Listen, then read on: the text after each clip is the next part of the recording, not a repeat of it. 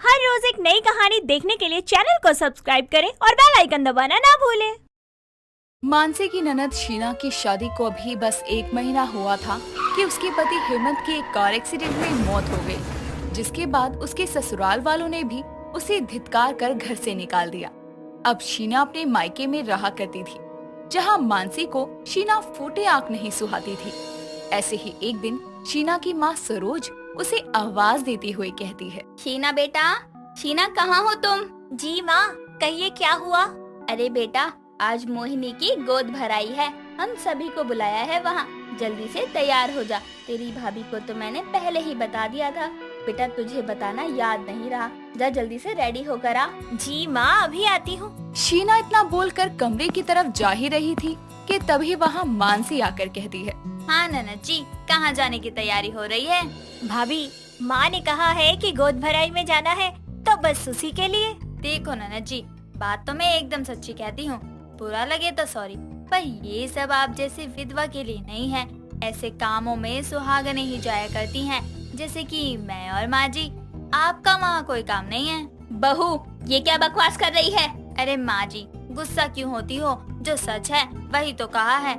विधवा है आपकी बेटी तो विधवा ही रहेगी ना। अपना घटिया मुंह बंद कर, समझ गई? नहीं तो मुझसे बुरा कोई नहीं होगा। शीना बेटा, जा तू तैयार होकर आ। शीना बिना कुछ कहे अपने कमरे में जाती है। कुछ देर बाद तैयार होकर वापस आ जाती है, जिसके बाद वो सरोज और मानसी के साथ गोद भराई की रस्म के लिए मोहिनी के घर जाती है। रस्म में आए सभी लोग शीना को देखकर अजीब अजीब बातें करने लगते हैं, साथ ही उसे ताने भी कसते हैं। तभी मोहिनी की सास बिमला मानसी से कहती है, हाय हाय बहू, तेरी विधवा ननद यहाँ क्या कर रही है? तेरी सास को कोई समझ वमझ है कि नहीं? अरे ऐसे शुभ कामों में ऐसी अशुभ का क्या काम है भला? अरे आंटी जी, अब क्या ही कहूँ, मैंने तो घर पर ही कहा था, पर मेरी कोई सुनता ही कहाँ है। अब आ गई है तो झेल लो, नहीं तो 2-4 गलत बातें बोलकर निकाल दो घर से बाहर। मानसी इतना बोल ही रही थी कि तभी रस्म की शुरुआत होती है और सभी लोग मोहिनी की गोद में नारियल रखकर उसे आशीर्वाद देना शुरू करते हैं। और जैसे ही शीना मोहिनी के पास जाने लगती है, तभी बिमला जोर से चिल्ला कर कहती है, क्यों रे विधवा, तू यहाँ शुभ काम में घर आ गई? मैंने कुछ नहीं बोला, लेकिन अब तेरी इतनी हिम्मत हो गई कि तू मेरी बहू को शगुन डालने जा रही है। दूर हो जा मोहिनी से। मानसी, इसके हाथों से नारियल ले और खुद डाल मोहिनी की गोद में। कहा था मैंने, सुहागन ही करती है रस्म, विधवा नहीं। अब आ गया ना स्वाद इंसल्ट का। शीना बिना कुछ कहे आंखों में आंसू लिए वहाँ से चली जाती है और घर आकर फूट फूट कर रोती है। ऐसे ही दिन गुजरते जाते हैं। मानसी हर दिन शीना को उसके विधवा होने के ताने देने का कोई मौका नहीं छोड़ती थी। ऐसे ही एक दिन मानसी अपने कमरे में बैठकर श्रृंगार कर रही थी, तभी वहाँ शीना आकर कहती है, भाभी, भाई का फोन आया था, वो कह रहे थे कि उनके लिए खाना मत बनाना, वो बाहर से ही खाकर आएंगे। हाँ हाँ ठीक है। भाभी, क्या मैं ये नेल पेंट ले लूं? बहुत प्यारा लग रहा है और मैं लगा लूंगी इसे। ओ हेलो मेरी विधवा ननद, ये सफेद से रंगीन होने के ख्वाब मत लो, समझ आई बड़ी नेल पेंट लगाने वाली। अरे ये सब आपके लिए नहीं है, ये सुहागनों की निशानियां हैं जो बस सुहागनों पर ही फपती हैं, आप जैसी विधवा पर नहीं। भाभी, नेल पेंट तो कुंवारी लड़कियां भी लगाती है ना, उनका क्या? हाँ तो वो कुंवारी होती हैं और आप कुंवारों और सुहागनों किसी भी श्रेणी में नहीं आती। तो आप दोबारा ये नेल पेंट और सजने संवरने के ख्वाब मत देखना, जाओ यहाँ से। अपनी ननद को खरी खोटी सुनाकर मानसी उसे अपने कमरे से भगा देती है। धीरे धीरे शीना के दिल में मानसी के लिए बुरे और नफरत के भाव पैदा होने लगे थे, जिसके चलते अब कभी कभी दोनों ननद भाभी में बहस हो जाया करती थी। ऐसे ही एक दिन मानसी रसोई में खाना बना रही थी, तभी वो चक्कर खाकर नीचे गिर जाती है और वहाँ पर सरोज आती है। अपनी बहू को बेहोश देखकर वो घबरा जाती है और जल्दी से अपने बेटे कुंदन को आवाज लगाती है, कुंदन बेटा जल्दी आ यहाँ, देख बेटा बहू बेहोश हो गई। माँ, क्या हुआ? भाभी बेहोश कैसे हो गई? अरे बेटा मुझे नहीं पता क्या हुआ। तभी वहाँ पर कुंदन आ जाता है, जिसके बाद सब मिलकर मानसी को हॉस्पिटल ले जाते हैं। डॉक्टर मानसी का चेकअप करते हैं और पता चलता है कि मानसी माँ बनने वाली है। ये बात सुनकर सभी के दिल खुशियों से भर जाते हैं। जिसके बाद मानसी को वापस घर लेकर आते हैं और सरोज कहती है, बेटा, तेरी कोख में जो भी हो, लड़का या लड़की, मुझे दोनों से ही बहुत प्यार है। अब 9 महीने तक तू अपना और अपने बच्चे का खूब ख्याल रखना। भाभी, किसी भी चीज की जरूरत हो तो बस आवाज लगा देना, मैं सारे काम कर दूंगी। हाँ हाँ ठीक है। इतना बोलकर मानसी वहाँ से चली जाती है। ऐसे ही कुछ महीने बीतते हैं। सरोज और शीना मिलकर मानसी का खूब ख्याल रखते हैं, पर मानसी को अपनी विधवा ननद का उसके आसपास आना जरा भी पसंद नहीं था। ऐसे ही एक दिन मानसी सरोज को कहती है, माँ जी, मुझे आपसे बात करनी है कुछ। हाँ बहू, बोल, क्या हुआ? कोई दिक्कत है? जी माँ जी, बहुत बड़ी दिक्कत है, और दिक्कत का नाम है शीना। बहू, ये क्या बकवास कर रही है? माँ जी देखो, आपको बुरा लगे या अच्छा, पर मुझे शीना का मेरे पास होना जरा भी पसंद नहीं है। अरे मैं एक सुहागन हूँ, भगवान की कृपा से अब तो मेरी गोद भी भर गई है। कुछ समय बाद में मैं एक बच्चे को जन्म देने वाली हूँ। ऐसे में ये विधवा शीना बार बार मेरे माथे लगने आती है, जो मुझसे और नहीं सहा जा रहा। तो क्या अब मैं अपनी बेटी को घर से बाहर फेंक दूं? बहू, तू कैसी बातें करती है? अरे उसके साथ जो भी हुआ, इसमें उसकी क्या गलती थी? वो तो वैसे ही किस्मत की मारी है। वो सब मुझे नहीं पता। या तो आप अपनी बेटी को इस घर से कहीं दूर भेज दो, या फिर मैं अपने मायके चली जाती हूँ। इतना कहकर मानसी वहाँ से चली जाती है, पर मानसी की कही सारी बातें शीना सुन लेती है। उसे बहुत बुरा लगता है, साथ ही गुस्सा भी आता है। एक शाम शीना हाथों में दूध का गिलास लिए मानसी के पास जाती है और उसे दूध पीने को देती है, और जैसे ही मानसी दूध पी लेती है, तभी शीना कहती है, बहुत घमंड है ना आपको अपने सुहागन होने पर, अपने माँ बनने पर। अब दोनों ही आपके हाथ से चले जाएंगे। ये क्या बकवास बातें कर रही हो? बकवास नहीं, सच कह रही हूँ। ये जो दूध आपने पिया है ना, इसमें मैंने जहर मिलाया हुआ था, जिसे आपने पी लिया, और यही दूध मैंने भाई को भी दिया है। अब आपका सुहाग भी मरेगा और आपके पेट में पल रहा बच्चा भी मरेगा, वो भी 1 घंटे के अंदर। तब आपको जाकर कहीं एहसास होगा कि दर्द देने का मतलब क्या होता है, जब हर कोई आपको जलील करेगा। शीना के ये बोल सुनकर मानसी के छक्के छूट जाते हैं। वो सारे घर में शोर मचा देती है, साथ ही उसके पेट में भी दर्द उठने लगता है और वो बेहोश हो जाती है। करीब 2 घंटे बाद जब उसे होश आता है, तो वो चिल्ला कर कहती है, मेरा बच्चा, मेरा पति, कहाँ है सब? अरे बहू, मुबारक हो, तुझे बेटा हुआ है। और कुंदन मंदिर गया है बेटा, भगवान का शुक्रिया करने। क्या हुआ भाभी, डर गई थी ना? आपने मुझे हमेशा ताने दिए, कभी मेरी कदर नहीं की, पर मैंने आपको कभी कुछ नहीं कहा। आपको मैंने जो कुछ कहा था वो सब झूठ था। मैंने दूध में कोई जहर नहीं मिलाया था। अरे मैं इतनी गिरी हुई भी नहीं हूँ भाभी कि ये सब करूँ। किसी को खो देने का गम क्या होता है, ये बात मैं बहुत बेहतर तरीके से जानती हूँ। शीना की बातें सुनकर मानसी को अपनी गलती का एहसास होता है, जिसके बाद वो अपनी विधवा ननद से माफी मांगती है और फिर कभी उसे ताने नहीं देती, और उसके बाद सब लोग मिलकर खुशी खुशी रहते हैं। सर्दियाँ लगभग जा चुकी थी।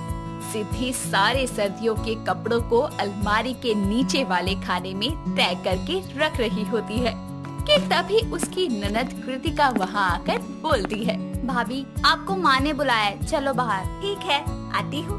सिद्धि अपनी सास ममता के पास जाकर बोलती है, माँ जी, आपने बुलाया? बहू, वो होली आने वाली है, तेरी पहली होली है, इसलिए बहुत सारी तैयारियां करनी है।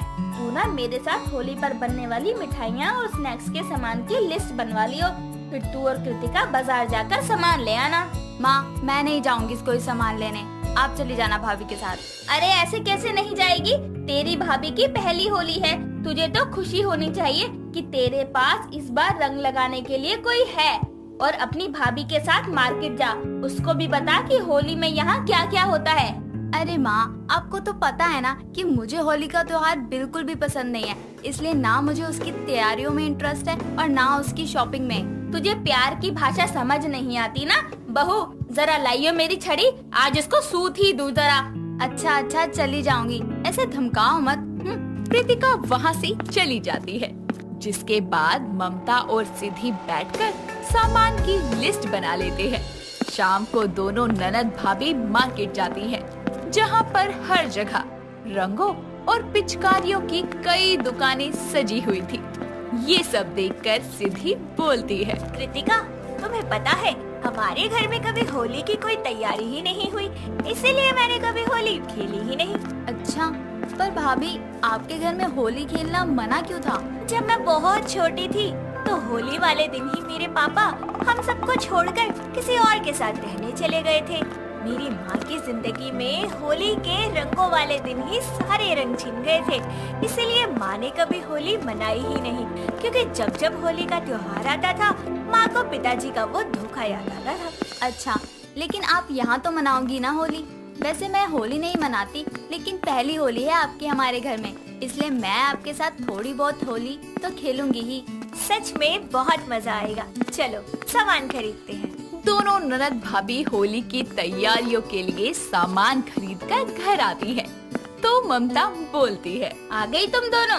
सारा सामान तो ले आई, लेकिन वो होली वाली टी शर्ट नहीं लाई, सफेद रंग की।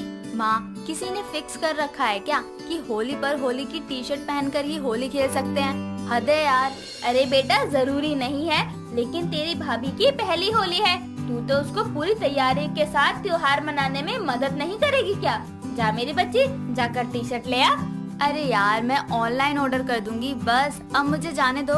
कृतिका तो अपनी माँ से तंग आकर अपने कमरे में चली जाती है। अगली सुबह दोनों सास बहू होली पर बनने वाले पकवान बनाते हैं।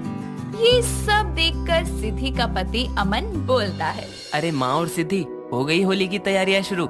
सही है, पर माँ मैं ना अपने दोस्तों के साथ बाहर जाऊंगा होली पार्टी के लिए। चुप रह, कहीं नहीं जाना। बहू की पहली होली है, कृतिका भी इस बार घर रहेगी, वरना तो पढ़ाई के लिए दूसरे शहर ही रहती है, इसलिए अपने दोस्तों को घर बुला ले, लेकिन ये होली हम एक साथ मनाएंगे। ऐसी बात है तो ठीक है, उस दिन फिर भांग भी बननी चाहिए।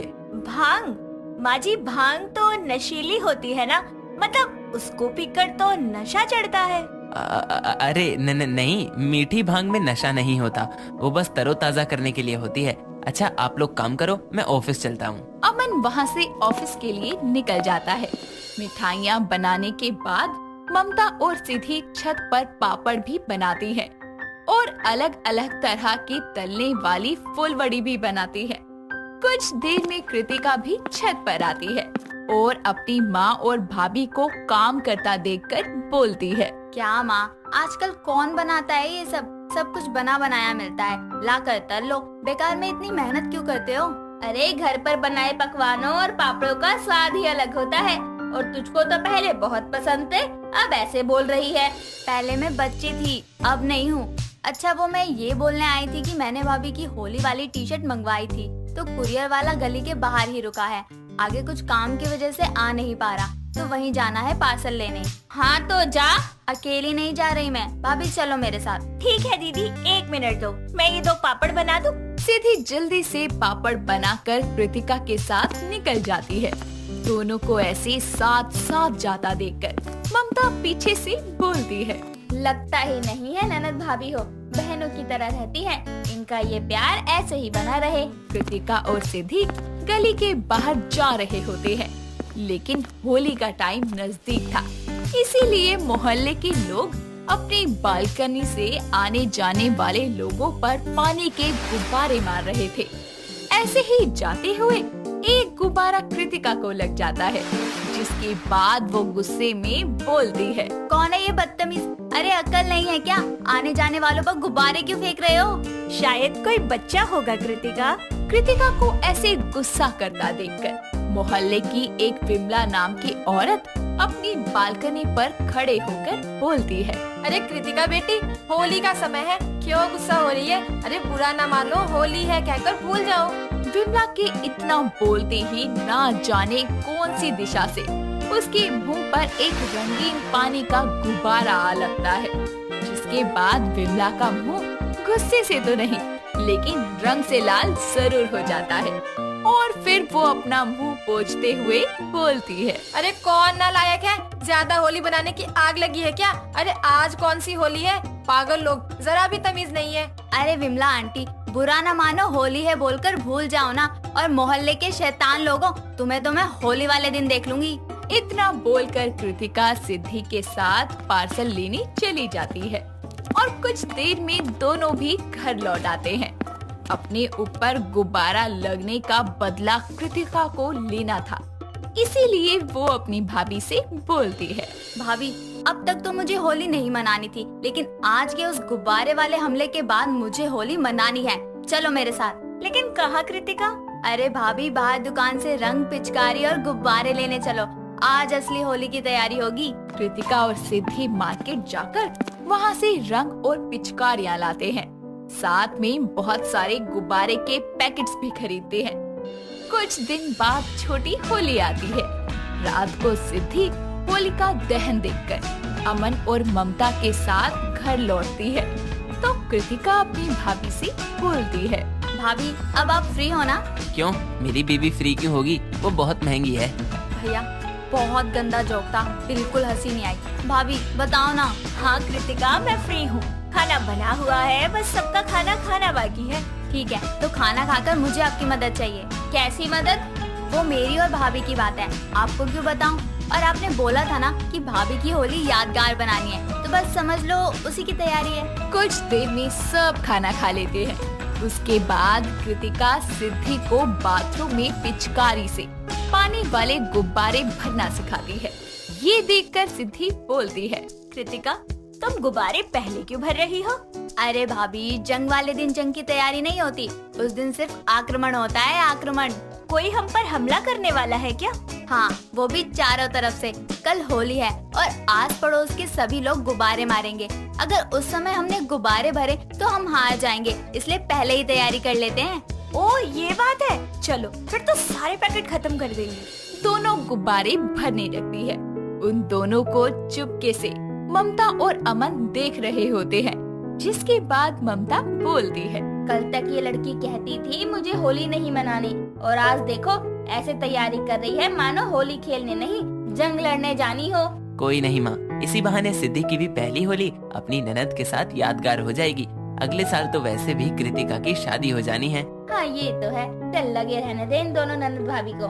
सिद्धि और कृतिका देर रात तक पानी वाले गुब्बारे भरती है और अगली सुबह जैसे ही सिद्धि अपने कमरे में अपनी आँख खोलती है तो सामने कृतिका हाथों में रंग लेकर अपनी भाभी के गालों पर लगाकर बोलती है। हैप्पी होली भाभी। इस रंगों के त्योहार की आपको बहुत बहुत शुभकामनाएं। भगवान आपकी जिंदगी में भी खुशियों के रंग भर दें। शुक्रिया कृतिका, और तुमको भी होली की बहुत बहुत शुभकामनाएं। लाओ मुझे भी रंग दो, मैं भी तुम्हें रंग लगाऊंगी। पहले आप नहा धोकर भगवान को टीका लगाकर होली की शुभ शुरुआत करो। कृतिका के कहने पर सिद्धि पहले नहा धोकर पूजा करती है और भगवान को गुलाबी रंग का टीका लगाने के बाद अपनी सास और अमन को भी रंग लगाती है और फिर कृतिका को, जिसके बाद कृतिका अपने आप सिद्धि को छत पर लेकर जाती है, जहां अमन के दोस्त और रिश्तेदार के साथ सब मिलकर होली खेलते हैं और अपने गुब्बारों को हाथों में लिए कृतिका और सिद्धि एक दूसरे को देखते हुए बोलते हैं, बुरा न मानो होली है। इसी के साथ पड़ोसियों को गुब्बारे मारने से पहले वो एक दूसरे को ही भिगो देती है और फिर मिलकर अपने दोस्तों और रिश्तेदारों के साथ होली खेलती हैं। दोस्तों, अगर आपको ये कहानी पसंद आई तो इसे लाइक करें, शेयर करें और कमेंट करके बताएं कि कहानी में आपको सबसे अच्छा क्या लगा।